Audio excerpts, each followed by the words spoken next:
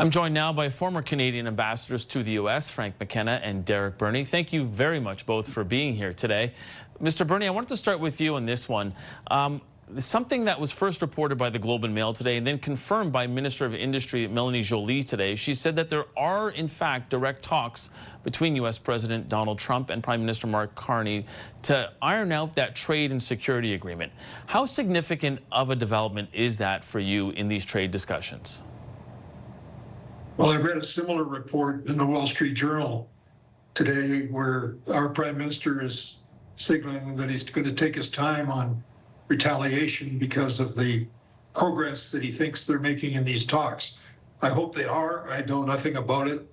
But obviously, if they're in a dialogue of some kind, it would be prudent to wait a while before we take action. Although I have to tell you, my initial reaction to what Trump is doing is that this is the act of a petulant president who's frustrated by the rebuffs he's getting from the courts, as well as the growing antipathy in America to the effect of the tariffs on American consumers and manufacturers. So it's very hard to read.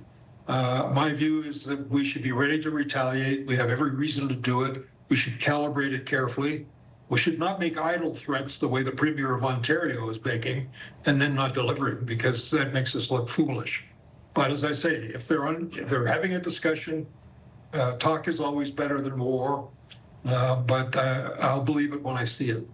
Yeah, and I'll get to what Canada should do in retaliation, but Mr. McKenna, there's a number of diplomatic paths that are often taken in these types of discussions and in this type of trade war. What do you think about this one, and specifically with the fact that we're not hearing any type of readout from either of their offices? It seems like these conversations are happening, as the Globe and Mail has put it, in a sort of cone of silence almost. Yeah, I've been aware for a couple of days now that high-level talks have been taking place, and quite frankly, I think Derek would agree with me. I would much rather it be done in a cone of silence than in a sea of journalists.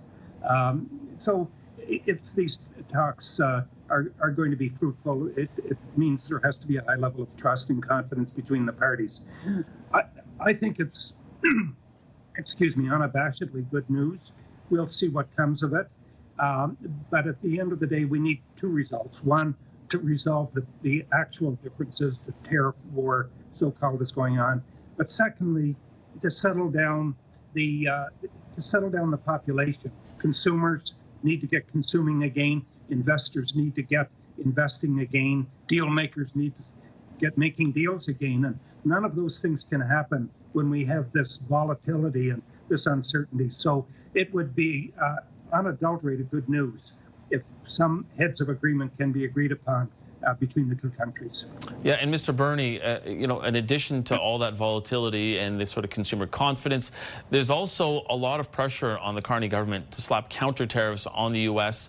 for steel and aluminum. I mean, he's feeling it not just from, as you noted, Ontario Premier Doug Ford, but also from industry groups. Why do you think the Prime Minister hasn't acted yet on that front?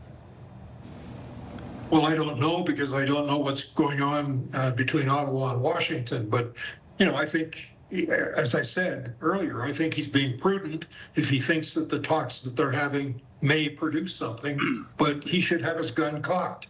I'm sure that the government officials have a list of possibilities for retaliation. One of them should be imports of American steel, which are fairly substantial. They have to hit them where it hurts, is the only way you can retaliate with this kind of pugnacious attacks on our well-being.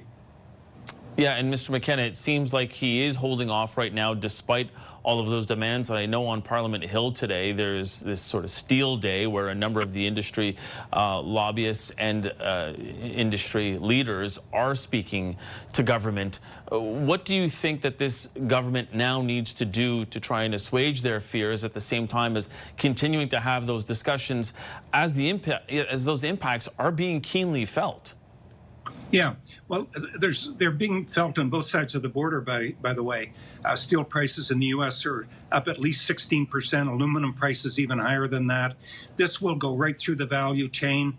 right into the hands and pockets of consumers who are going to feel the pain. So it'll be felt on both sides of the border, not just the Canadian side. I'd say there's a two-track approach going on. One, to use Derek's words, the gun is cocked. I think Canada has exactly the right tools in its arsenal to retaliate if they need to be.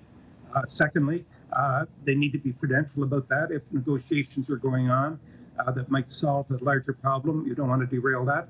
Thirdly, there's a real effort being made, led by industry and others involved as well, to work with the Canadian steel and aluminum industry. They're communicating, they're talking about how we could help get them into other export markets, but also how they could become almost preferred suppliers to major Canadian infrastructure projects that hopefully are going to be excited by the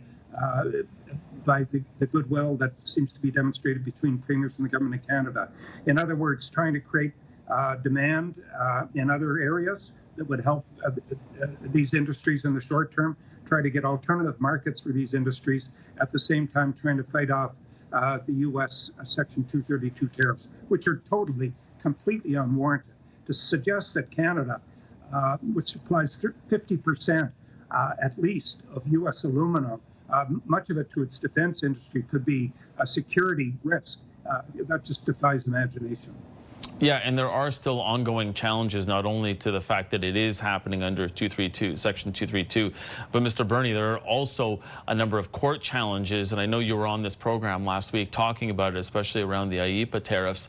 With those court actions still at play, what does Canada need to do in the negotiation, given that it's almost like there's a fight that's being waged right now on two fronts against these tariffs, one in the courts and one between the two different allies here? How do you think Canada should continue on this negotiation while you have the court battle that is really continuing to look unfavorably on a lot of these tariffs?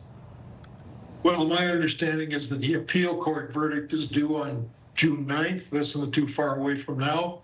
So in the good Canadian tradition, we should rag the puck for a little while and see what that court decides. Now, keep in mind that even if he loses that court battle, he's already threatened he'll use every other device in his toolkit to achieve the same aim. So a court victory will be like a kiss from our sister. It's going to be nice, but it won't solve the problem. We have a real problem with a president who's in love with tariffs. He thinks they're working. His advisors are united on this. There's not a crack in their armor.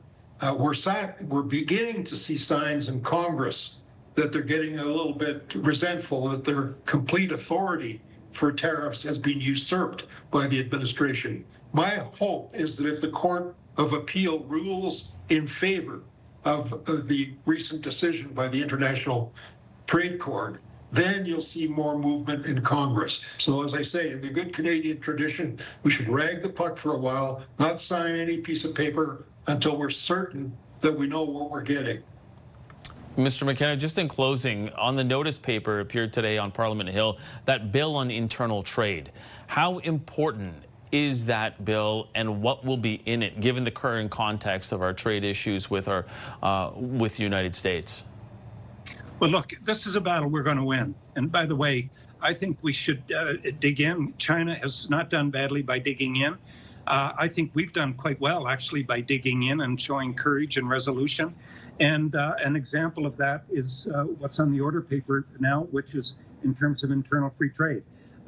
We need to use this as an opportunity. If we're going to win this war, and I believe we will, we not only have to fight it on the tariff front, but also on the what I would call burning platform that's been created in Canada. Get those internal trade barriers down, get egress to other markets in the world, become a more efficient country, a more competitive country, and we'll end up using this day or these days as a teaching moment years into the future of how to use a crisis to our advantage. Okay, gentlemen, we're going to have to leave the discussion there. Thanks so much for joining us, former ambassadors to the United States, Frank McKenna and Derek Burney. Really appreciate you spending the time with us today. Thank you. Thank you.